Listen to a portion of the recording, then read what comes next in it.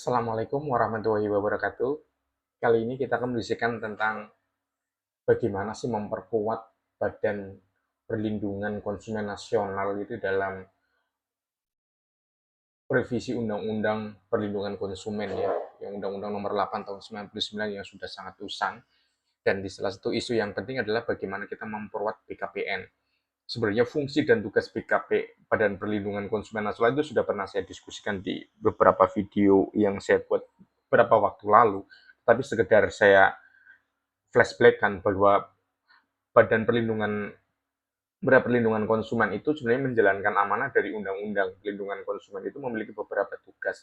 Umumnya itu tugasnya itu hanya yang pertama itu lebih bersifat memberikan saran atau rekomendasi kepada pemerintah, dalam ini Kementerian Perdagangan dan Presiden, dalam upaya penyusunan kebijakan di bidang perlindungan konsumen. Perlindungan konsumen. Ini menunjukkan bahwa tugas dari BPKN itu cenderung hanya memberikan saran dan rekomendasi, hanya memberikan saran dan rekomendasi, memberikan saran dan rekomendasi. Ini yang perlu dijelaskan. Berarti diperlukan ada pembaruan. Nanti seperti apa? Kemudian BPKN itu melakukan penelitian, tugasnya melakukan penelitian dan melakukan kajian, ya kan? Terhadap peraturan perundang-undangan apa ini sini undang-undangan revisi undang-undang perlindungan konsumen itu akan dibikin ya, sehingga diperlukan penelitian dan kajian, sehingga diperlukan dari tugas-tugas BPKN saat ini sangat sibuk. Kemudian melakukan penelitian barang dasar yang menyangkut kepastian dan keselamatan konsumen. Kemudian ada juga fungsi lainnya yaitu bagaimana mendorong perkembangan perlindungan konsumen, terutama di kalangan lembaga swadaya masyarakat ya, lembaga konsumen swadaya masyarakat. Kemudian adalah yang berkaitan dengan literasi digital, ini menjadi penting juga BKPN.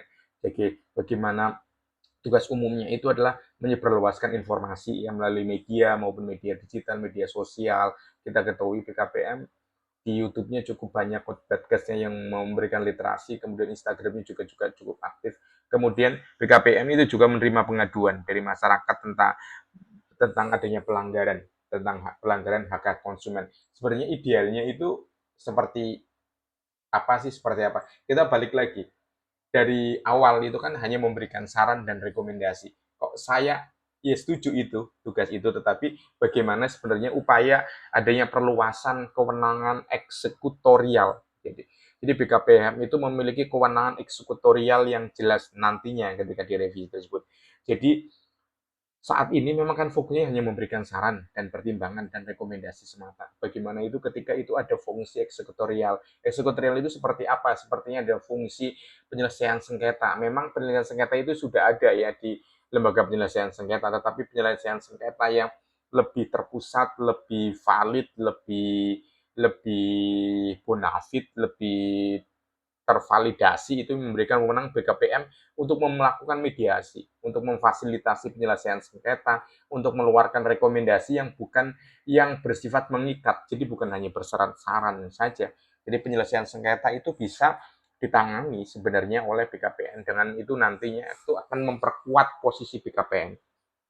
Selain itu ada kewenangan investigasi. Ini menjadi penting, kewenangan investigasi. Kewenangan investigasi itu bagaimana BKPN itu bisa melakukan audit, bisa melakukan investigasi terhadap pelanggaran-pelanggaran hak konsumen, terutama berkaitan dengan kebocoran data, adanya penipuan digital, ada dark pattern, dan lain sebagainya. Jadi kewenangan investigasi nanti bagaimana BKPN juga memiliki kewenangan dalam hal penindakan, dalam kewenangan penindakan dalam penyelidikan, jadi ada penindakan, kemudian ada penalti dan lain sebagainya, dan itu akan menjadi suatu hal yang sangat sangat menarik ya, karena itu akan memperkuat benar-benar posisi BKPN itu menjadi kewenangan yang eksekutorial dan sangat powerful.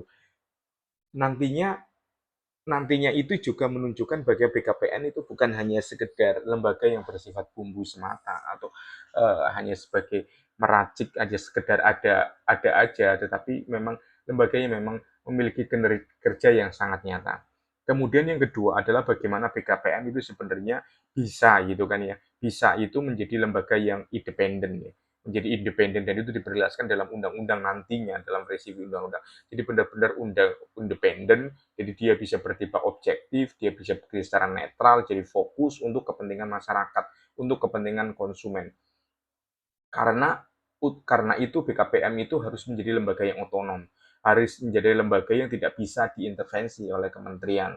Perdagangan, oleh Presiden, dan lain sebagainya. Dengan independensi itu, maka BKPN memiliki kekuatan yang powerful, memiliki kekuatan yang superior, menjadi komponen dalam hal melakukan perlindungan konsumen.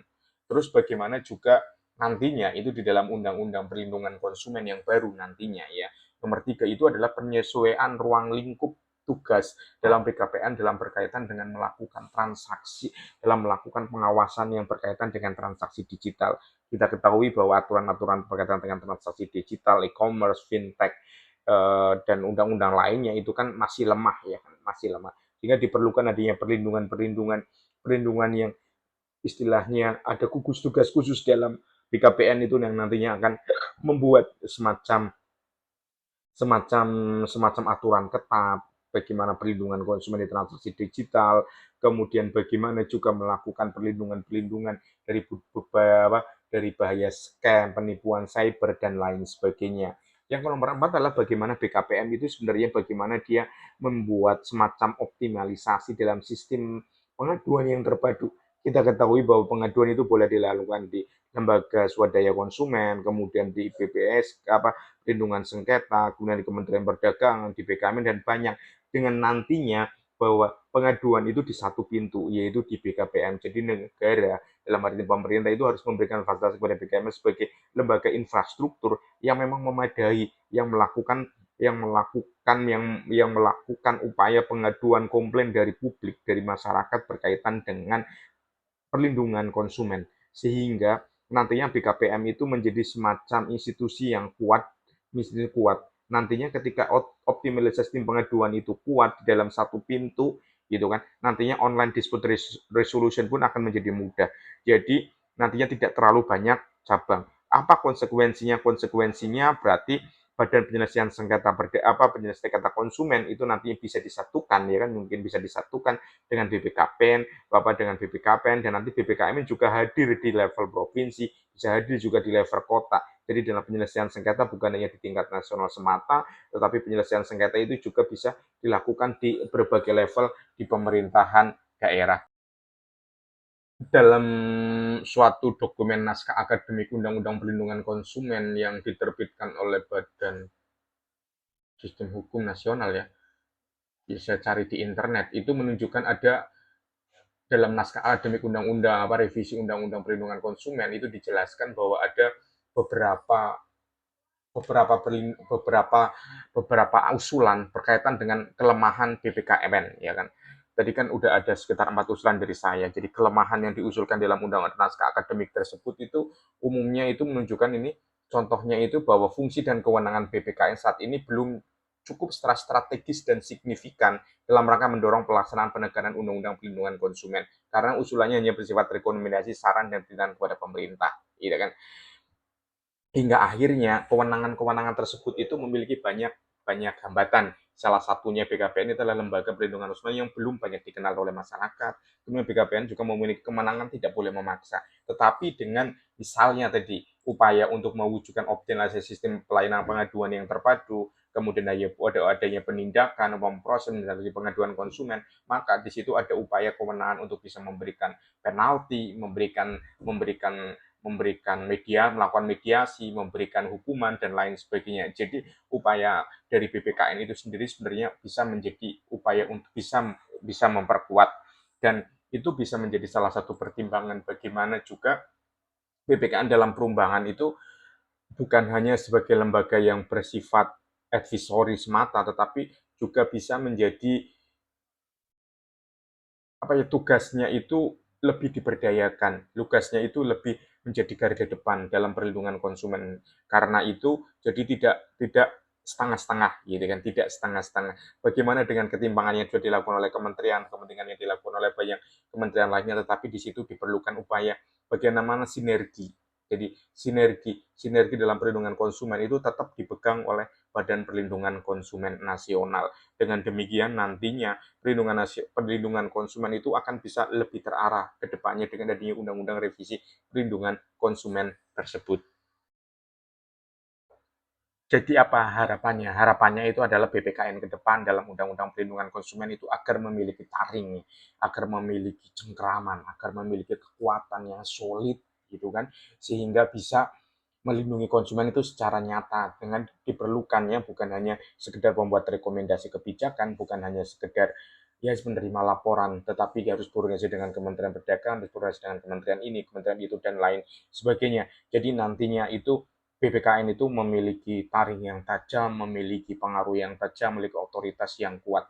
Jadi dengan demikian itu kan dengan demikian usulan saya itu mulai dari bagaimana memperluas kewenangan eksekutorial, kemudian bagaimana penguatan independensi kelembagaan BPKPN, bagaimana bagaimana BPKPN itu juga menunjukkan kekuatannya atau pengaruhnya dalam dalam transaksi digital, ekonomi digital, kemudian optimalisasi sistem pengaduannya terpadu. Nantinya bukan hanya sekedar hanya sekedar sekedar hanya bukan hanya sekedar dompleng populer ataupun sekedar sekedar hanya pelengkap semata, tetapi menjadi lembaga yang sangat solid, menjadi lembaga yang sangat terdepan, menjadi lembaga yang sangat mutual, sangat sangat dihargai dalam upaya kooperatif dalam melindungi pelindungan konsumen.